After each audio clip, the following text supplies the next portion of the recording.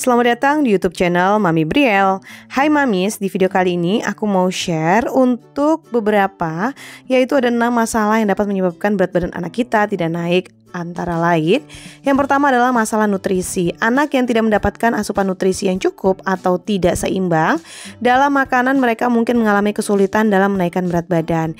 Nah, gimana Mamis? Apakah hal ini dapat terjadi jika anak tidak makan yang kaya nutrisi seperti sayuran, protein, karbohidrat, dan juga buah tentunya. Nah, masalah ini bisa Mamis selesaikan gitu ya, mungkin dengan bervariasi gitu makanannya. Dan untuk masalah nutrisinya jangan lupa selalu tambahkan protein hewani dan karbohidrat contohnya. Kemudian jangan lupa lemak tambahan juga ya.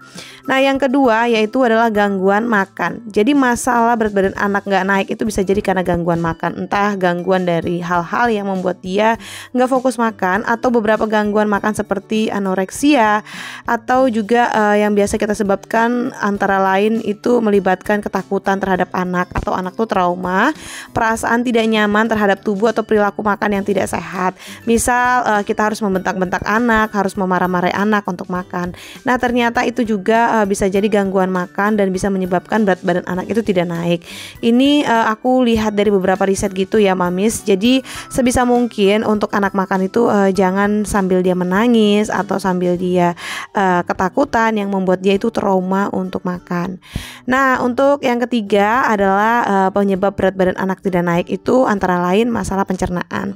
Jadi gangguan pencernaan seperti gangguan penyerapan nutrisi, intoleransi makanan, atau gangguan pada saluran pencernaan itu dapat menghambat penyerapan nutrisi yang memadai sehingga berat badan anak tidak naik.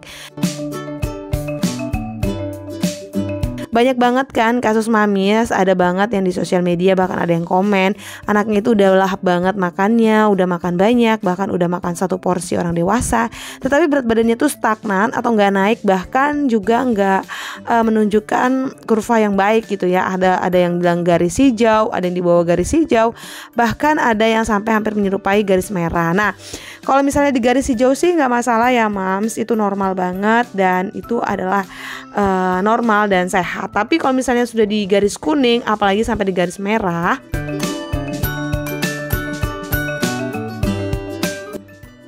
nah bisa jadi masalah pencernaan itu bisa terjadi dalam anak kita. Nah Mamis, untuk selanjutnya yang keempat yaitu gangguan hormonal. Jadi gangguan hormonal ini bisa jadi menyebabkan berat badan anak kita tidak naik meskipun makannya banyak, ngemilnya banyak, dan aktivitas tidurnya itu udah cukup.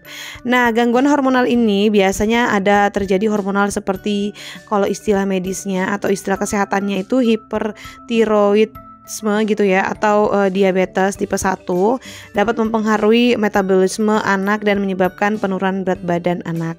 Nah, makanya kenapa sih kita tuh disarankan setiap bulan atau paling enggak tuh dalam kurun waktu kita harus melakukan penimbangan dan pengecekan tinggi berat badan anak, yaitu supaya kita tuh bisa menyadari gitu ya, misalnya apakah ada gangguan hormonal atau tidak, apakah anak kita ini tumbuh sesuai dengan usianya, sesuai dengan berat badannya, sesuai dengan umurnya dan tingginya juga.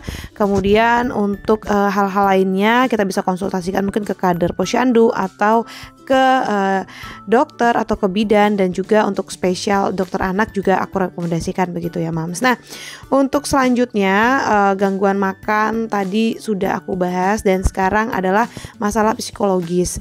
Ternyata masalah psikologis ini bisa menyebabkan berat badan anak tidak naik loh Mams, tapi banyak banget Mamis yang nggak pernah menyadari itu. Dan di sini aku mau ngasih tahu untuk masalah psikologis itu antara lain stres, kecemasan, atau depresi pada anak dapat mempengaruhi nafsu makan. Jadi kalau misalnya anak itu sering nangis atau dia tuh sering ketakutan, bahkan yang bisa membuat dia depresi, mungkin trauma dan hal-hal lain, kayak misalnya dia itu sibuk terus ya untuk aktivitas, dan dia itu sering melakukan hal-hal yang memang di luar dari kemampuannya dia, dari usianya dia. Nah, itu bisa jadi anaknya itu ada rasa kecemasan maupun stres. Jadi gangguan pola makan yang sehat pada anak akhirnya dapat menyebabkan penurunan berat badan. Nah, ini terjadi banget ya Mams kalau misalnya anaknya itu mengalami masalah psikologis. Jadi pastikan jam tidur anak itu cukup, dan jangan pernah memaksakan dia atau memberikan dia khawatir kalau makanan itu ada yang membahayakan buat dia.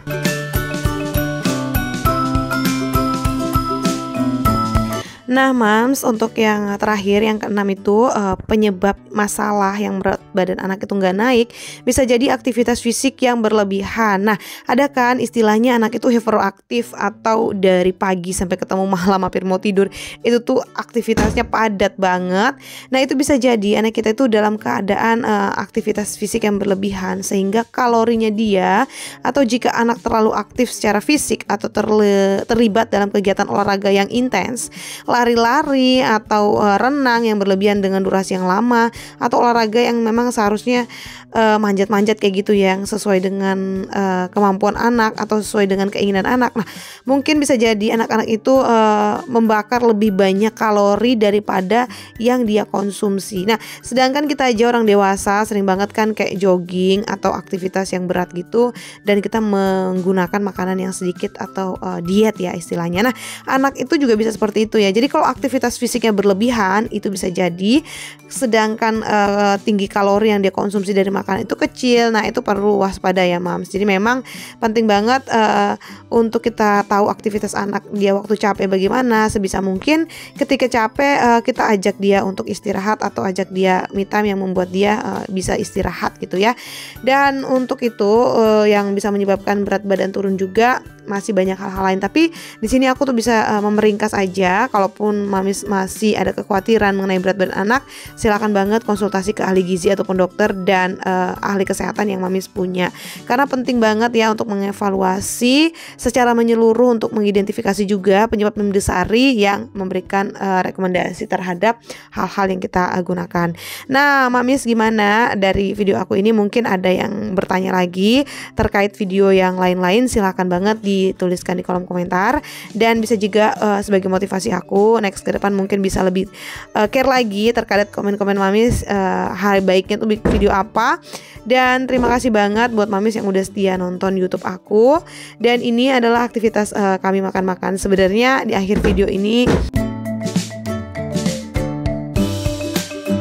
lebih tepatnya kayak lebih refreshing gitu ya, atau membuat ya suasana baru aja dari makan-makan, jadi nggak gambar makan anak tulus, jadi sama orang tuanya juga.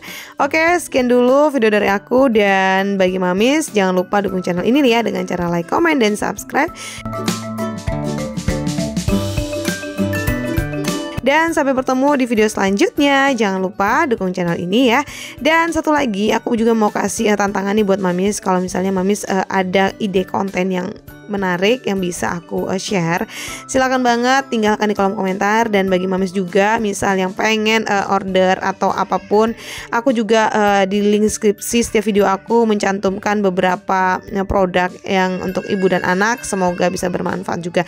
Nah, ini anaknya udah teriak-teriak, dan sampai bertemu di video selanjutnya. Bye bye.